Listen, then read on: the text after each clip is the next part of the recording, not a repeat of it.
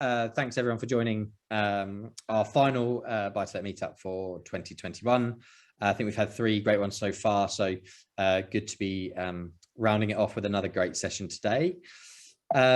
We've got, we've got a few guest joiners as we usually do. So Kate, who if you've joined before, I'm sure you're used to seeing by now, is one of our special guests. She's going to give us an update on the property market. Then I'm going to do a brief talk. So I'm Ben from Habito, and I'm just going to talk you through how we see interest rates in the market and how we see that kind of playing out over the next year and how it's played out over the last 3 months. And then Nick Bellman's joining us from Home Tree, which is great. And he's just going to talk you through their company and how that's going. I understand it's a pretty busy time for those guys now that we're in the depths of winter. So we'll finish with him.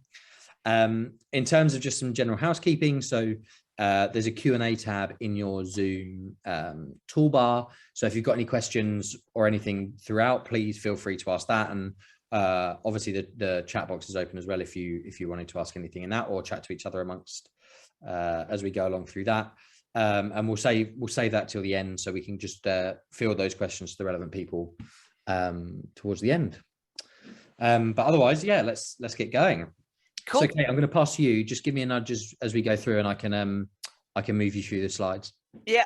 So if we can go on to the first graph, that would be nice. I have got some super smashing statistics for you today. I cannot believe how good they are looking compared to all the stuff that we were talking about this time last year. So even actually up until about April, May, and just to kind of bring it down to what's in the news today, we're expecting by now to have mass unemployment.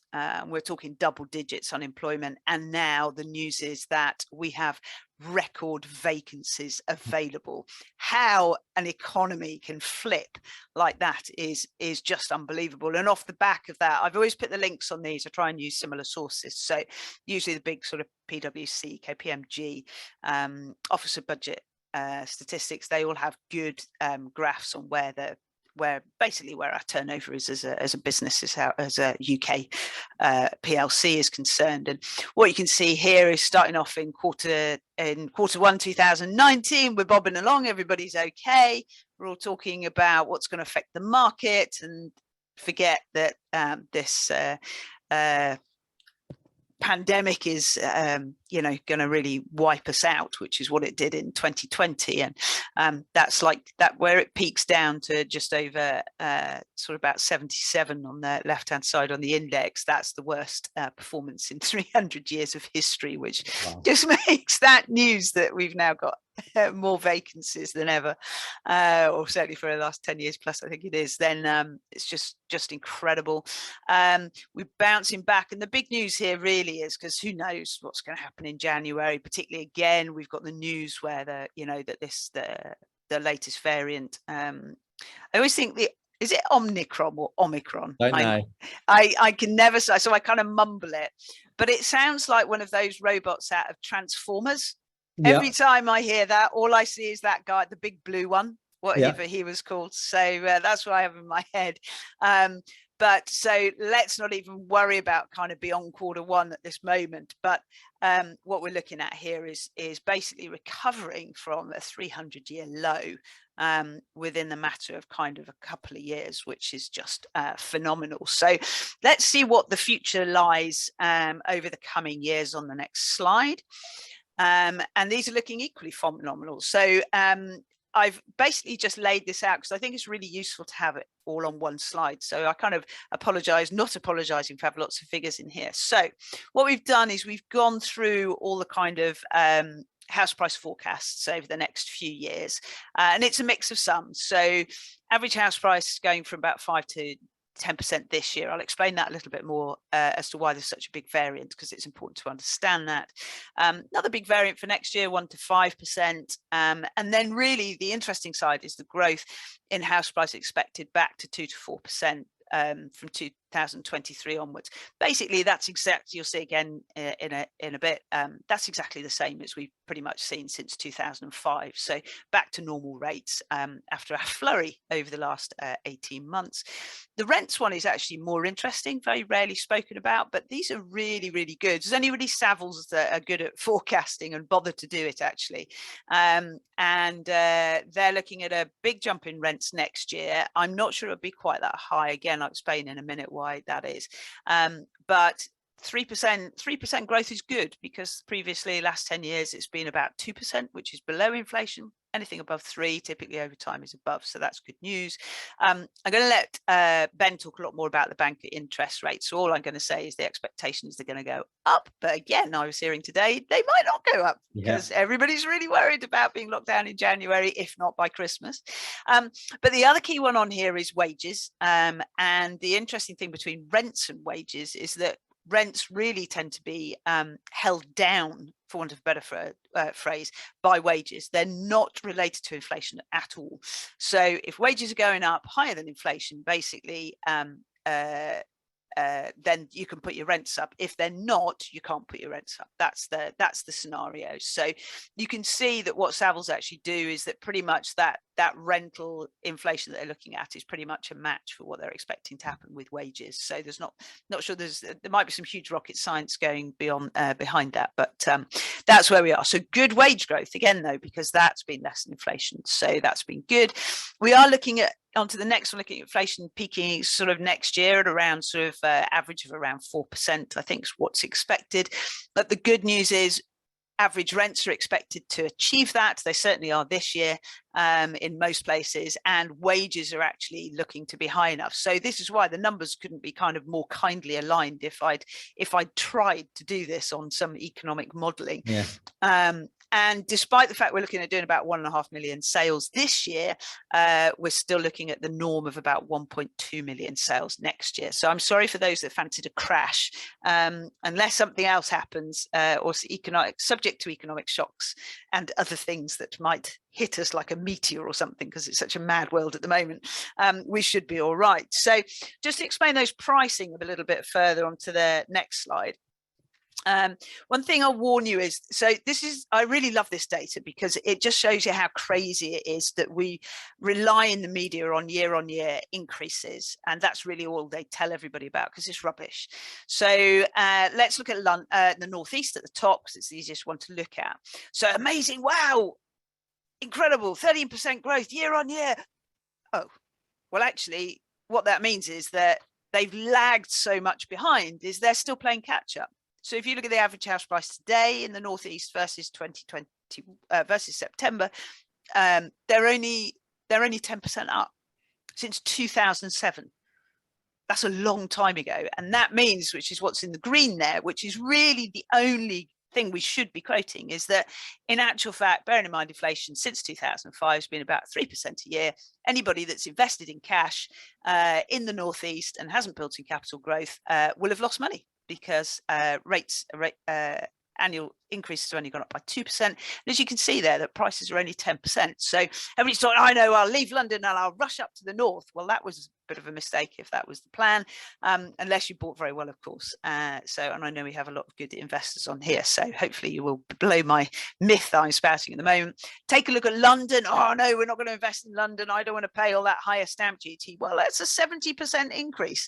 So yeah, it might only be doing 3% year on year, but who cares? Because since 2005, you've had a 5% inflation busting return on your average property. So of course it doesn't apply to all of them. Hopefully you will have done better than this, but these are really the figures that count. And on the right, what you can see is the increases on an annual basis since 2005 before the pandemic, and what you can see in green is the impact of the pandemic. All it's done in the main is move property to increase in line with inflation.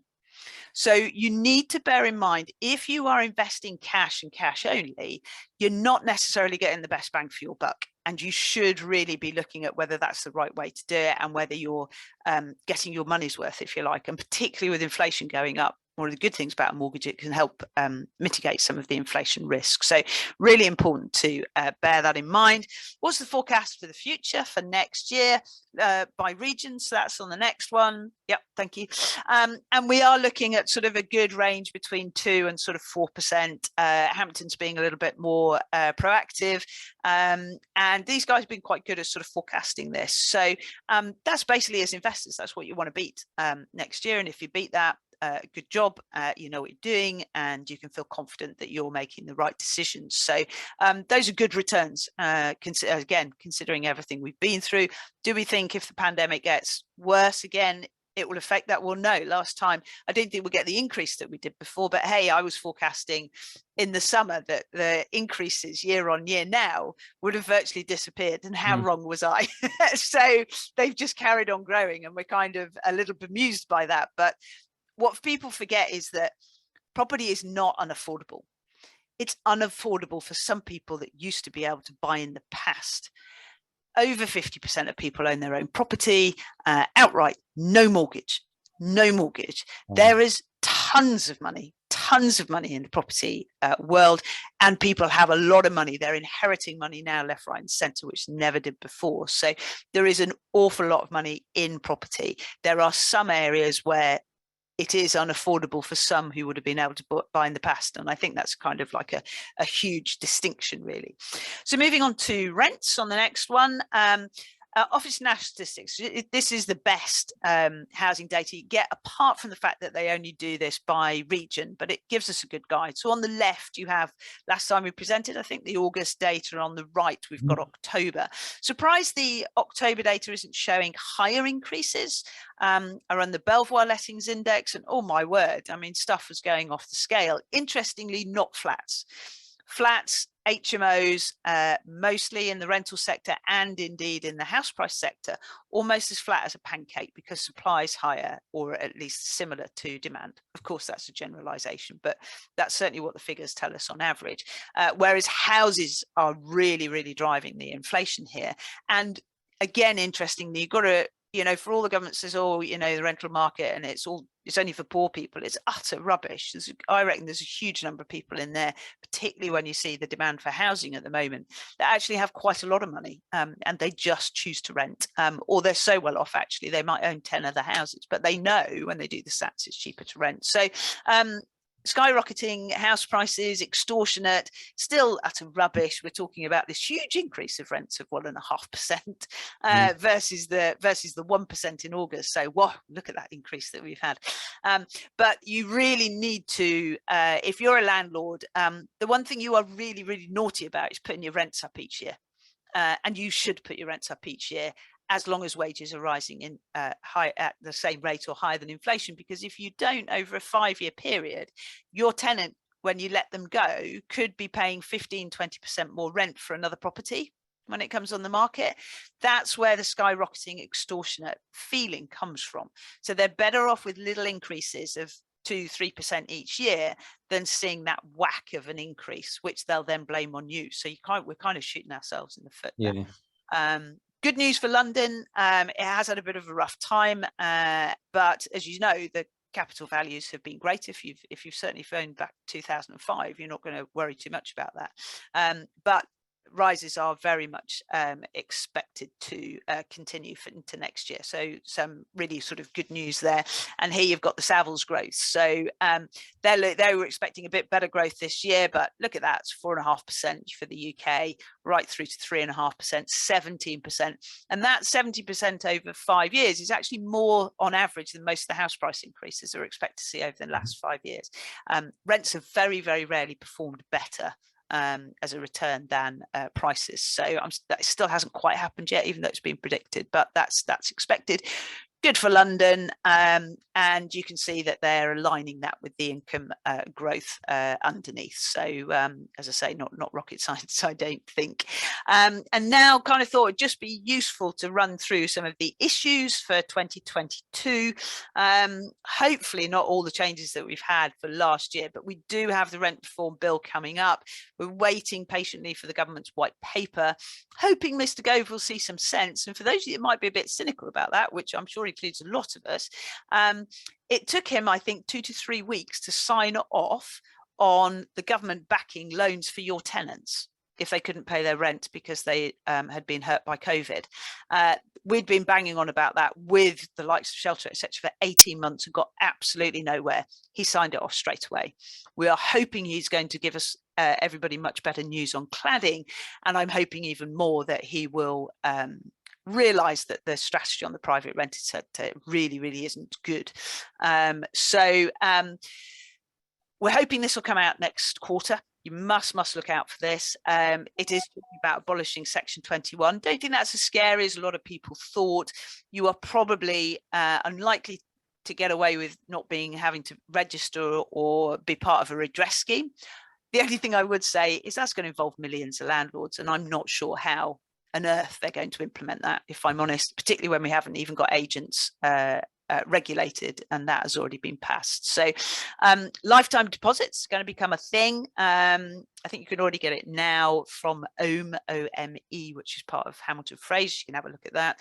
And dear God, I just wish they'd let us regulate agents for your sake, for my sake, for tenants, everybody's sake, because it's crazy. And the thought to me of registering and doing a redress scheme for landlords rather than actually making sure that agents are properly regulated is nuts, quite frankly. I'm not even sitting on the fence of that. We are desperately in need on the next one of doing EPC ratings and the date for new and existing lets. Currently, the proposal is you must get up to a C for new lets by 2025 and all lets by 2028. That isn't far away. That means if you're doing any renovation now, particularly with utility bills going up, my recommendation is just get on with it. You don't, and we had an interesting conversation the other day. We were talking about heat pumps and stuff like that. And a really experienced retrofit guy said, if it was me, he said, I'd just put in a really energy efficient boiler, wait for 10 to 15 years, wait for heat pumps to come down in price, other things to come through, and worry about it then. And I actually think I bounced off a few people, and I hope that's helpful because that seemed to be good. Another interesting one, all new builds will need electric car points in 2022. Why do I say that? Well, can you put one in? Because you will have tenants, particularly in the higher wage bracket, that will very much pay extra for that, I expect. So worth having a little look into that. And the other one to highlight is if you love your spreadsheets, it's time to ditch them, I'm afraid. You've got to get used to doing everything digitally. And there's some pretty good software out there to do that. Spend a year or two finding the one that you like, the one that you get on with, because you are going to have that software to that's compliant with HMRC to be able to submit your tax returns in the future. So there's no getting away from this. You are going to have to ditch your spreadsheets at some point. Onto some sort of good news, bad news, or things to be wary of. And I have to say, it's probably the rosiest picture I've ever given, to be honest. Right. It really is good news.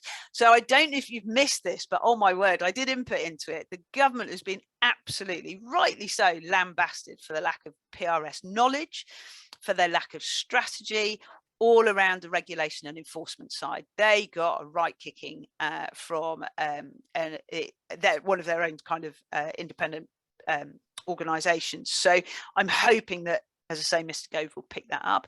There is some very good news on tax changes, although I'm suspicious. I still don't think you're going to get away with it. So, but there was talk that your capital gains tax, which is currently either 18 or 28%, could be matched with your income tax, which would be 20 or 40 or more. Rishi Sunak has apparently come out and said that's not going to happen. If that doesn't happen, great. I'm still suspicious it will happen at some stage. We've got some fantastic changes to leasehold, which will give you more power if you're owning flats, which is good. Some amazing green mortgage deals, which again, no, Ben's team can talk about more than me. Yep. But when I looked into this, I was quite surprised at how good they are. So if you already have a C-rated property or above from an EPC perspective, you should check these out just to make sure there's not a really good deal out there for you. And we've got the new Homes Ombudsman coming in. So if you buy a home into the future, it's going to come in 2022, then you will have proper redress. It's not you against that big I'll just mention Persimmon. So like company, because That's where most of the complaints have gone to. That I've seen anyway. So they will have to go through an ombudsman system now. It's a massive shake-up for the new homes industry, but it's good news as well. Interest rates, be wary of. Inflation, your costs are going up, and anybody that's renovating now, I think you've got to put 20-30% on your renovation costs, not 4. They're huge. There will be more regulations coming in. There's a plethora of local licensing, so if you're not keeping up to date with that, you could be in trouble. And the reason I put property price reports in there is that a lot of the price reports currently are over exaggerating house price increases, and the reason they're doing that is because we're selling a more expensive mix of properties, i.e. more houses, for example, than flats, and that is artificially raising how much year on year prices have gone up, which also means if we go back to the old mix that we've had previously, which has always worked, they will under exaggerate then how house prices are performing next year. So summer next year, I'm expecting to hear some worse news stories about property than the reality. So they're being boosted, artificially boosted, and then they will be artificially reduced, if you like. So just beware of that, because the media won't have a clue what's going on. So they'll just report it as the market's going to crash. So that's how it'll work. And I put tax changes in there. And then the final one, which couldn't be more in your favor if you tried. I have never, in running the Belvoir Index since 2008, I have never seen such a lack of stock in the tenant market, so much so that I think tenants are almost going to find it more difficult than buyers to find a home over the next 6 months. So good news for you. That tends to push prices up. Final few charts, which I'll flick through. These are very kindly lent to me by Richard Donnell, who runs Zoopla. And if you only have a bit of time each month to read about property price reports, I think they are running the best price and rental reports. Really insightful stuff, and this is the kind of data they have. So if we do this quickly, 2021, the blue one at the top, that is your rental demand index. And if you look at let's do 2017, look at the difference. Usually rental demand drops off towards December, but we are just seeing rental demand rising. And I've always said this, the government has run a rob Peter to pay Paul policy. They've grown home ownership, they've stagnated the private rented sector, and the result is this awful stock shortage, which is now pushing rents up. So you can see that, and when you look at the supply on the next one, you can see how that's impacted on the next slide there. And you can see that we've got a reverse there. So you've got sort of 2017 in the green, and now you look at it where we are in 2021. And that's, yes, some landlords have exited the market, but in the main, it's because they've made so much money now. We're 25 years into buy to let, and they went, whoa, cashing in my chips, thanks very much. And I'm sailing around the world or doing whatever they fancy doing. And who would blame them isolating themselves on a yacht for the next 12 months?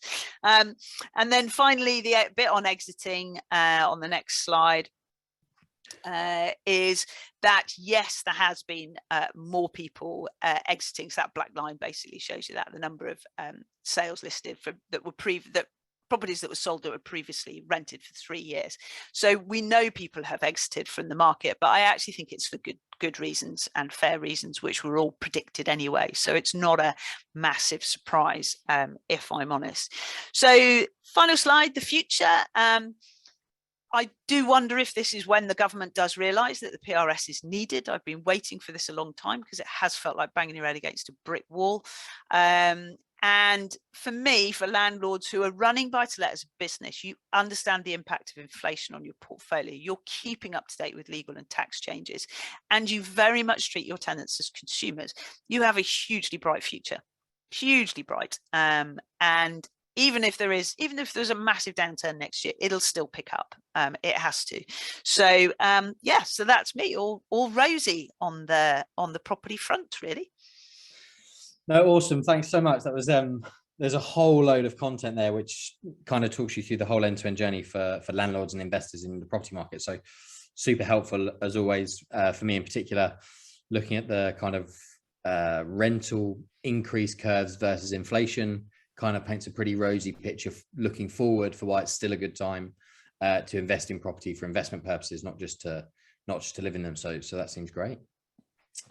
So yeah, thanks, Kate. Pleasure. I'm going to just leverage on a few things. Actually, there's some similar tones to what was just shared, but actually just talk through a bit around how we're seeing in the mortgage market more generally, how much is being lent in general to consumers, both on the residential side and also on the buy-to-let side, and then just touch a bit on interest rates to see kind of how they are today, what we've been going through the last sort of 3 months and looking forward 3 months, and what that means for you guys and what we recommend you guys doing and looking at your circumstances. So I'm just going to start off with a few charts that look through the year to date, look by month, and compares that back to 2018. The reason we look back at 2018 is that's kind of the last full year we had where we weren't impacted by a pandemic. So if you were to take a kind of seasonality curve of what we would look to expect, we would kind of follow the dotted lines rather than the solid lines.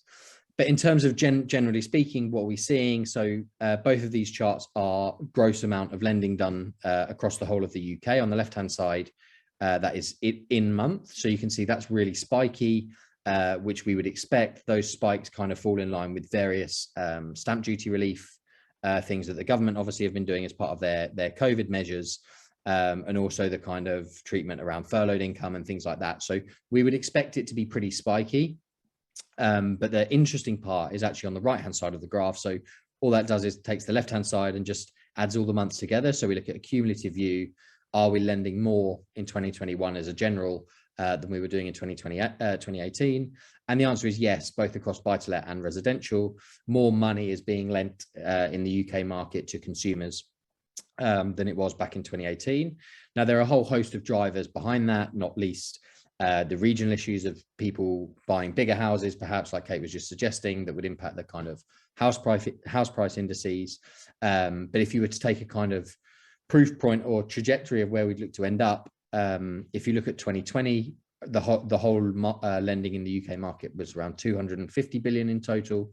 And if you were to look at 2019, that was higher. That was about 275 billion. And if you just look at the trajectory of those curves, adding up the blue and the red line, we would expect that to probably end above the 275 billion that we saw back in 2019. So a huge amount of activity going on. We've certainly experienced that as a broker, having been super busy, particularly during the kind of heights of the COVID times, having to go to various lenders and deal with their busyness as well. So it's definitely reflected anecdotally as well as it is on the figures when you put them in front of you. Then more generally, so just leveraging on what Kate was talking about earlier. So this slide is used as more of a tee up to how we see interest rates and how we kind of think about those, both from Habito's perspective as a broker and also as a lender with our own buy-to-let products, but also more generally what our expectation is in the market. The left-hand side echoes Kate's earlier slide around inflation. So this is widely communicated in the UK media, but that's now up at, I think the latest is 4.2%. That's the highest it's been in the last 10 years. And that's something I know people are super conscious about, because at the moment, I think inflation is slightly higher than wage growth. So that's obviously bad for people and how much money they have in their pocket at the end of the month. But ultimately, it's an unsustainable curve given the government's target to keep that under 3%. And then the right-hand side just talks around unemployment, again, tying that back to what Kate was saying earlier on. So whilst we were expecting, I think the height of the kind of COVID impact of unemployment to be more like 10%, we haven't seen that. So that is more like 5%. And the positive sign is that is reducing. That coincides with the statements that you see around there being more jobs available than ever before. Sorry, the label's wrong. That's unemployment on the right-hand side. More jobs available than ever before. That it is still high. So if you were to look at normal unemployment curves in a non-COVID time, for example, back in 2019 or 2018, you would be expecting a curve much lower than that. So these are wider economic concerns that obviously we have as a business. We consider these impacts on behalf of customers that come to Habito for advice, but also the type of things that will impact what the government end up doing with interest rates and various things that will impact kind of the whole wider housing market. So before I talk about what we think about interest rates, where they are today and how we kind of look at that, what has happened over the last kind of 3 months. So across the whole of the press, pretty much in the UK, there's been a huge amount of talk about what's going on with interest rates, what are the Bank of England going to do to counteract particularly inflation. I think there was a huge amount of people, not least shown by these charts, just taking as snapshots from various websites, that were expecting the Bank of England to hike base rates to at least 0.25%. We were expecting that this year. That hasn't happened, and I think Kate was actually telling me a stat today that that's never happened in December of any year. So if anyone was wise enough to have gone back and looked at the minutes from the previous meetings, then you could have acted more wise than perhaps I did, let's say. But ultimately, the Bank of England base rate remains at 0.1%. That's the lowest it has been, and that is being reflected at the moment in mortgage rates, whilst we've seen some movement up and down with various expectations of what lenders are baking in, what they expect interest rates to do. Ultimately, mortgages are pretty much as cheap as they ever have been, albeit a few months ago. So that's something to consider when you are reviewing your deals, or when you're looking at affordability for new investment properties or things like that. That is something to be conscious of. And then finally, just to finish that off, the chart on the left hand side just shows you what's happened with the Bank of England and their rate. So like you can see, there's no rate rise that has happened. I think the latest that I saw is that they're expecting 2 rate rises to come next year. Whether that puts it from 0.1 to 0.75 or back up to above 1%, that's kind of not well enough established to understand what they'll actually do with those at the moment. And equally, to Kate's point earlier, there's no guarantee that that is going to happen just yet. So there could be all the speculation you like in the world, but until it actually happens, we won't see much happening in the mortgage world either. The middle chart just talks you through mortgage rates as they are today. So 2-year rates in the blue and 5-year fixed rates in the red, and they are low. So 2-year rates on average in September were just over 1%. If you had a low loan to value, you were fortunate enough to get on the under 1% mortgage train, which is good. I think there were some fixed rates as low as 0.89% at one point. So for the lucky people refinancing their deals just then, that was pretty good. And I know that was super busy for us as a brokerage. But all in all, what does that mean for us, and what do we talk to customers about, and how do we think about that as a company at Habito? So rates are low. Whilst there's speculation that rates are going to be higher today, we can only view what we see today, and that is that rates are extremely low, both in the wider environment, but also specifically on mortgage products. We think they will rise. We think they are going to rise, and they have started to rise slightly. The bigger impact of that will be if we do see the Bank of England raising interest rates. That's when you start to see that more kind of binary come through in mortgage products. So our advice would be, if you are at the point of your existing mortgages where you can refinance, some of you might have early repayment charges and it might not be an option for you, but if you can, the advice is to get your fixed rate in pretty much now.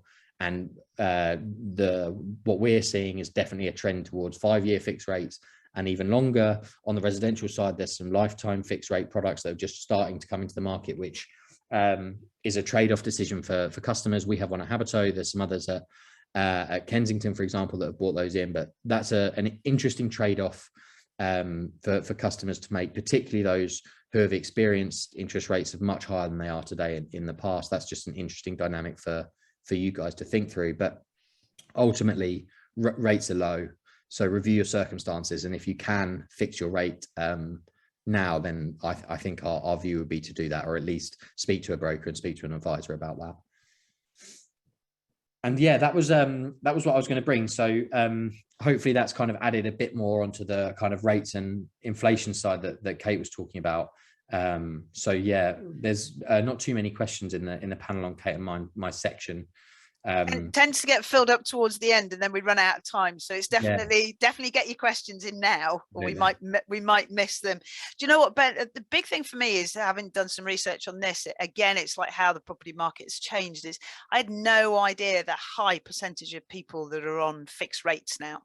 I know, and it's so like 80-90%. I've heard. So that, you know, in the past, everybody's got forgotten. I think 2014. Yeah. Every first time buyer bought is only on a repayment mortgage. Yeah. No interest only. So for a lot of people that are kind of predicting crash time, got to remember that the dynamics, I really think, are different. I might be wrong, and maybe it won't matter because there will be another recession. But that percentage of fixed people on fixed rate, I nearly fell over when I saw that. I just hadn't appreciated it was so high. It's much different. I mean, what we see, so on the residential side, almost everyone takes capital repayment mortgages, at least at inception. The kind of availability of it interest only, whilst there, customers don't tend to take that. And in general, the vast majority of people, over 90%, takes fixed rates, and over 98% of those customers take a fixed rate of 2 or 5 years. So there hasn't been the appetite in the past for longer term fixed rate products to come in, and that just seems to be the cadence customers are choosing. That is starting to switch. We're starting to see people move towards taking longer terms, but that's because whether they expect interest rates to be rising in the future, whether that's because they want to hedge against any uncertainty. It's very difficult when you're getting down to 1% to understand how they could go any lower, isn't it? I know, so it'd be like 10 years. Well, what the heck? What's the worst that can happen? Yeah, exactly. But similarly so as well, I think the last 2 years or whatever, it's been turbulent time for everyone in their lives, not just in their finances. So the ability to have one thing that's certain, your mortgage payment, is massive for customers. And on the buy-to-let side, obviously the vast majority are interest only landlords looking for asset price growth essentially, and rental yield. But again, most people taking 5-year fixed products because that's where generally from a lender's perspective they get affordability upside because of the various stress testing regulations. So for sure, that's definitely what we're seeing today, and I don't really expect it to change back to more people on variable or tracker rates. I just don't expect that to change. No, agreed. Yeah, amazing. Great, awesome. So Nick, I'm going to hand over to you. So similarly, just give me a nudge when you want me to move over slides. But I'll hand over to Nick from HomeTree. Mute. Yeah, I think you're on mute. I am on mute. Sorry. Great. Thank you for that. We drew lots for that. Nick lost. Has to be in one Zoom call. If you move forward to the next slide, Ben, please. Thank you. So hello, everybody. My name's Nick. I'm the Business Development Director at HomeTree. I would hazard a guess that most people haven't heard of HomeTree yet. And I say yet because we have some exciting marketing plans and TV plan for the next month or so. But just to give you a bit of background on the company before I delve into any more detail, we were founded in 2015 on the idea that home cover, as in boiler cover and the kind of infrastructure of your home, sold by traditional providers is kind of fundamentally broken. It isn't fit for purpose today, and that's reflected in the level of service that customers get, and kind of needed reshaping and bringing up to date. So for the past 6 years, we've been rethinking the industry from the ground up, really with the customer at the heart of everything that we do and everything that we create, with the ultimate goal of giving people peace of mind and control in the running of their home and their rental properties, and just letting them focus on other things in their life that really matters, other than a broken boiler. Move forward, Ben. Thank you. And we understand we've got an excess of 5,000, nearly 6,000 now landlords that we work with, and we understand that there are challenges in the property market and pain points felt by not just landlords, by their tenants and managing agents as well. Our landlords, in terms of portfolio size, range between 1 and the largest that we have today is 109 properties. And ultimately, we're there to remove the stress and inconvenience of breakdown and repairs. What we've found from talking to our landlords is that they're looking for a one-stop shop for letting and managing a property, and whether that's via their agent or whether they do it themselves. Either way, HomeTree have a kind of role to play in that, in just removing some of the difficulty in managing property maintenance that you will even feel if an agent is doing that for you. So the type of thing that I hear from the landlords that we work with is that it often takes the managing agent, if you're paying them the kind of fee that you're paying them on a monthly basis, still takes them quite a long time to find find engineers that are available in the market, particularly at times like where we are today. And I was saying to Ben when we first came onto the call, we're very much in, we operate very much in a peak and trough type industry where during the summer, there are loads of engineers available to work on all the things that go wrong in your home. And during the winter, that engineer availability is very, very limited. And so finding engineers at the point at which your boiler is likely to break down is going to be both a time-consuming process and a costly process, because they'll effectively be on Uber surge time through the winter, where if you want me to come out to your house, it's going to cost you a whole lot more than it normally would. So having one of our cover type policies that run in the background just makes that experience a whole lot easier.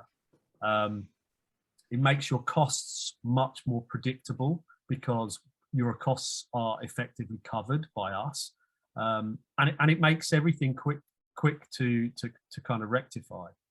And if we move forward, Ben, please. So the types of products that I'm talking about, I'm sure most of you are kind of familiar with how these work, but we offer three really simple products, and they do what they say on the tin. Your boiler, which covers your boiler, and does include both an annual service visit and a landlord gas safety record as part of the package. All of our landlord products include the landlord gas safety record and a service, so you're effectively kind of spreading the cost of the LGSR and the landlord, and the annual service visit across the period of 12 months, rather than having to pay for it every time it comes round. So you're spreading that cost. Our Your Heating product, which is the same as your boiler but covers your wider central heating, including your pipes and your radiators, and then the full Your Home package, which covers all the things that I've talked about before, but also plumbing, drains and electrics, and effectively covers the whole kind of infrastructure of your home. Which one, how do they rank for you? Are any of those more popular than others? Yeah, so about 50% of our customers buy our Your Home product, and I've just been joined by my daughter. Hello. That's very nice. Can I come and eat it later? Thank you. Sorry about that. Right, I'll go and get my Jack Russell. She'd love to come and say hi. Yeah, this is what new work is like, guys. So we've embraced it. So about half by your home product, you say? Shut the door, Millie, please. Thank you. Sorry about that. Yes. So don't apologise. It was great. We loved it. 50% of people buy our Your Home product, right? And within our portfolio, the most bought product is our Your Home product with £0 excess. So we have 3 excess within this portfolio. Obviously, the lower your excess, so if it's 0, it's going to cost you a bit more on a monthly basis. It just depends on your kind of risk appetite and desire for just complete ease. But yeah, so overall, about 30% of our base buy Your Home with £0 excess. Wow. Yeah, wow, interesting. As I mentioned, you know, we built our business by building the most comprehensive home care products on the market.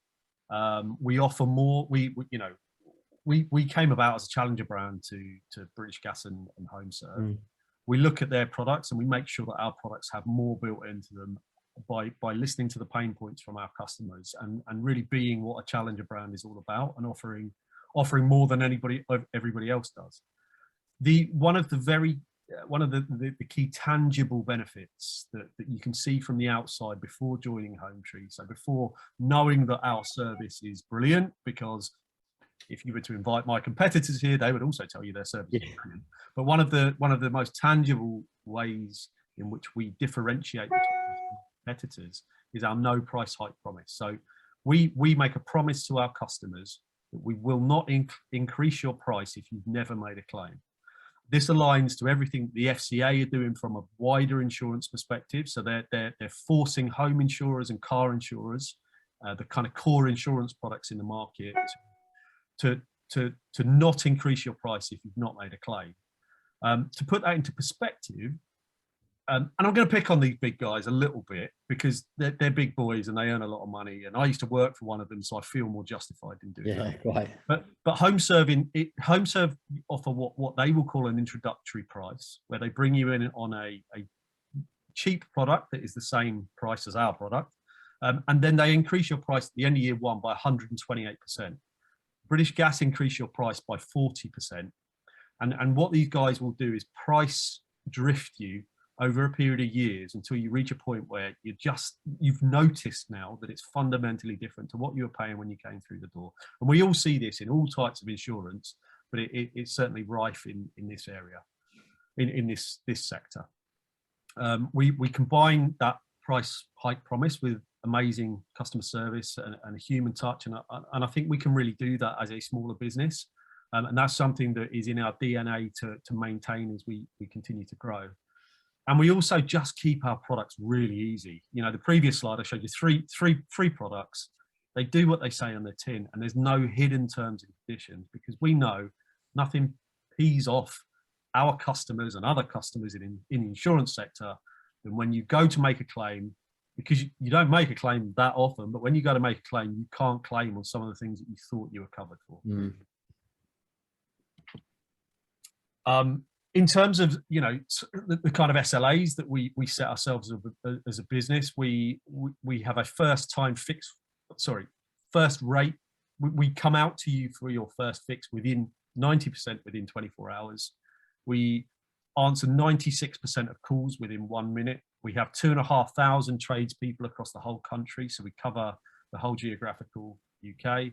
And our support line is 24/7. And I think from a landlord perspective, that last one is really important, because if you're not paying a managing agent to provide the additional kind of ancillary services, you're going to get a call from your tenant at unearthly hours at different points throughout the lifetime of you being that landlord, where you're going to have to try and find, you know, potentially an engineer in the middle of the night. Well, by having this sitting in the background for what is a fairly modest fee, you can give the telephone number to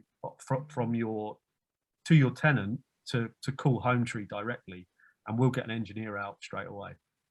We're the number one rated provider in the home services business on Trustpilot, and our NPS is around 69. It's slightly under at the moment, but when I pulled this together a little while ago, it was a 69. We're about 65 as we sit today, but still in what would consider to be kind of world class from an NPS. Yeah, we this is something that we echo. We're super focused at Habito on our Trustpilot reviews and our NPS, and ultimately what customers say about us, because similar to you, everyone across our industry say they provide great service and all their customers are happy, but ultimately there's no bigger testament to that than what both your happy and unhappy customers say about you and what they're willing to share about you online. So echo that kind of sentiment. We're hugely focused on that, and something from a cultural perspective at Habito, that's something we are massively focused on too. Yeah, I mean, NPS, I just had a quick look at the Q&A there. NPS is your net promoter score. So it's effectively the sentiment that your customers feel about you, that you monitor through research, through customer feedback, through things on your Trustpilot, and you pull all this together, and it's then a measurement of the sentiment that your customers feel about you. We use it as one of the key driving objectives within our business to understand whether the level of service that we're offering is where we want it to be. Yeah. So yeah, great. As I mentioned, we've worked with landlords and letting companies since we launched the business. We have tailored the kind of the product we've built for landlords over time to really suit the needs of landlords. And what I would say is, if there isn't something that we offer that you as a landlord feel like you want, we are very quick to consider that and potentially implement and change our product. We don't know everything, right? We admit we don't know everything, particularly from a landlord perspective. So we're constantly learning from our landlords the things that we need to include. They ask for some of them have asked for a dedicated account manager that they can contact about their portfolio. So we now have that.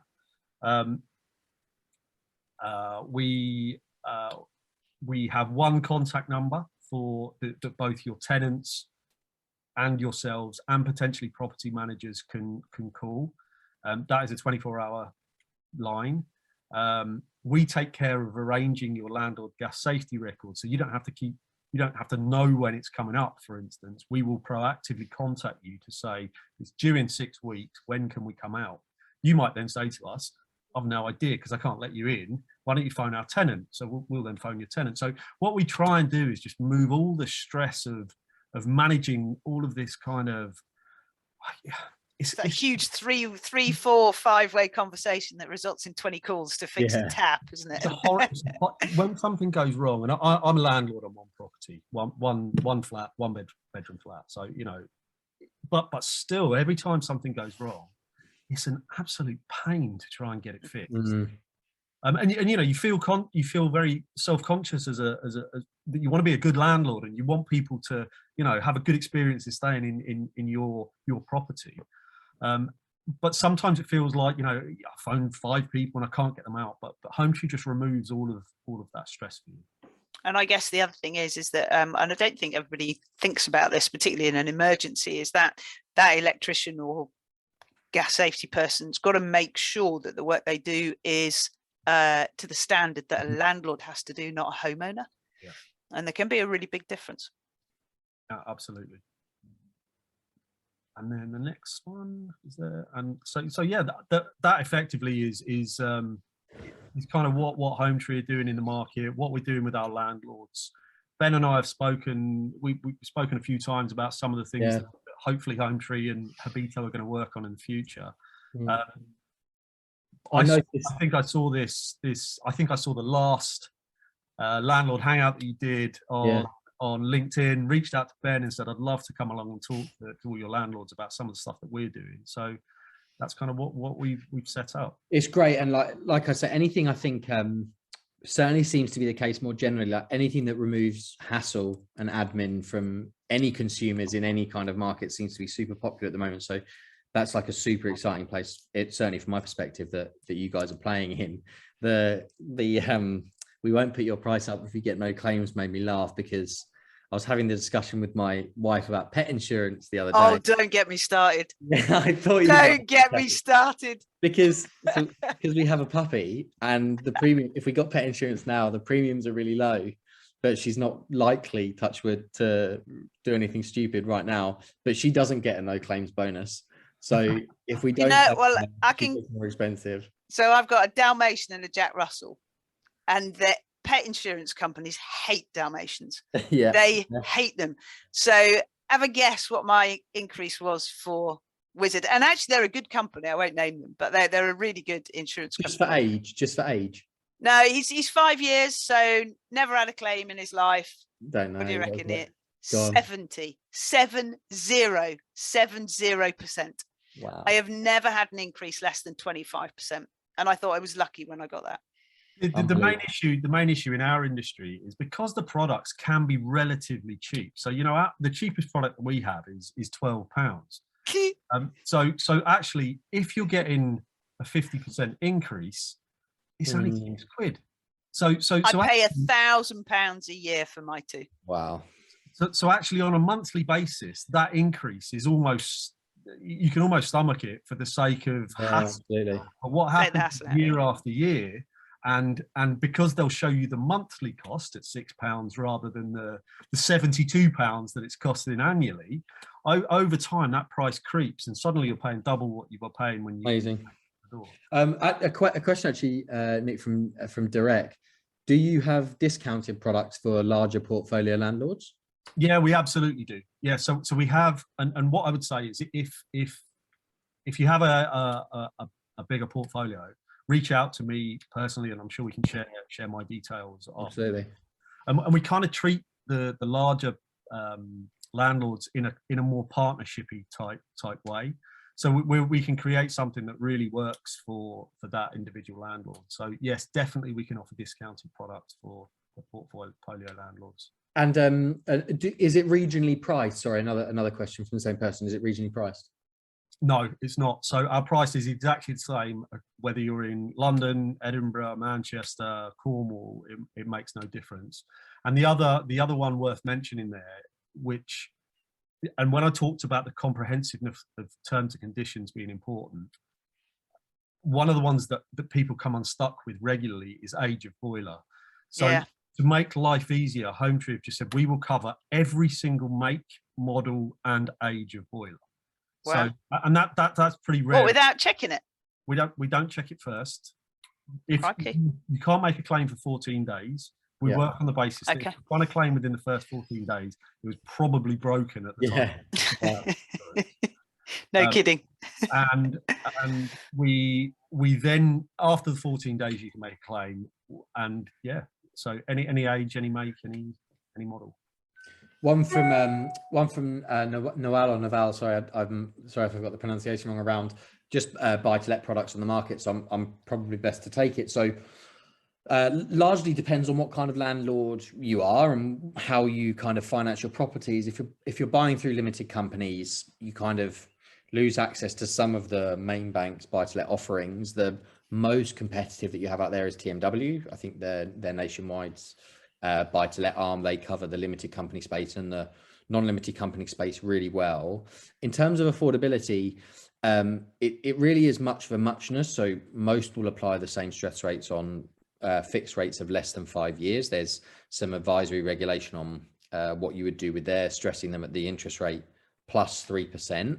And most will stress the affordability if you're taking a 5-year product just on the interest rate of the product that you're taking. And that is obviously stressed against the expected mortgage repayment on that buy-to-let property. So whether you're buying through TMW or you're going to one of the other lenders, like for example, Habito or Fleet or Kensington or some of those guys, I think from an affordability perspective, it will be much of a muchness. And I think the key niches are their guidance around sizes of portfolios, what min and max loans they offer, what their service levels are like. That's a massive one because you see huge variation in the buy-to-let space around the kind of service levels that lenders are going to offer.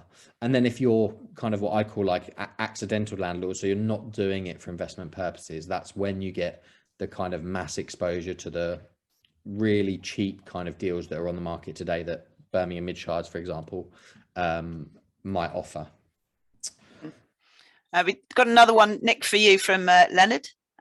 So he's saying, if he understands correctly, home policy taken out at a premium cost. Are there any other charges levied? That's the first question. And then have you got an example of a premium on a 2-bed apartment with gas central heating? I don't know if you can tackle both of those.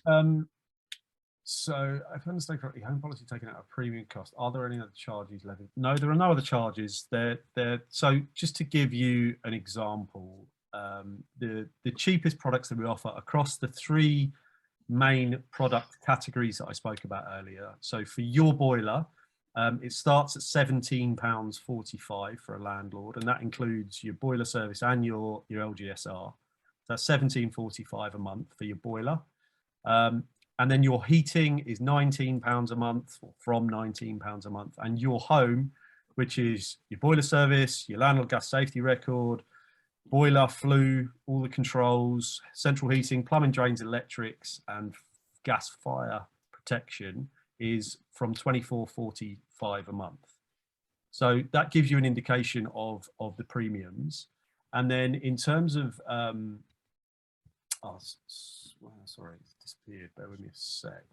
Sorry, I moved it. Yeah, sorry. So we also don't discriminate, and at the moment we don't discriminate whether you're a 1-bed flat or a 5-bed house. So if you're a 5-bed house, this represents ultra value. Oh, because you've only got 1 boiler. But you ultimately only have 1 boiler. Yes. I've never thought about that. It never crossed my mind. You just assume, don't you? 60% of our breakdowns are boiler related, and I mean, unless we're talking really big houses, you typically only have the 1 boiler. There you go. Yeah. Okay, we've got company in direct who's also not a fan of pet insurance. Yeah, I'm loving that. I'll tell you the conversation I had with the last guy I was talking to before I left them was he's saying his 15-year-old Jack Russell was quoted 250 quid a month. So I actually forecast what the Wizards, my Dally's premium would be, and it was going to be in 3 years' time more than my mortgage. No way. And when I pointed this out to I've got quite a low mortgage, but when I pointed this out to the guy, he went, do you think I should get another job? And I said, too right, mate. I said, there's loads of other good insurance companies. I said, I wouldn't stay in dog insurance because they're gone. Love it. Right, guys, thanks so much. That was that's all the questions that we've had so far. So I guess that draws a close to our final one for 2021. So obviously, Kate, thanks so much. It's been great to have you. Pleasure. Loved every minute. Thank you. It's been great. And thank you. Great to have you. And hopefully we can have you again, because certainly from the questions, the audience found it super, super interesting to have you on board. So thanks a lot. And hopefully we can have you again. Excellent. So I'll leave it there, and just to say, guys, have a great Christmas, and look forward to likewise less turbulence. Just hope we're allowed out, eh? Absolutely. Thanks, guys. Take care, everybody. Cheers. Take care.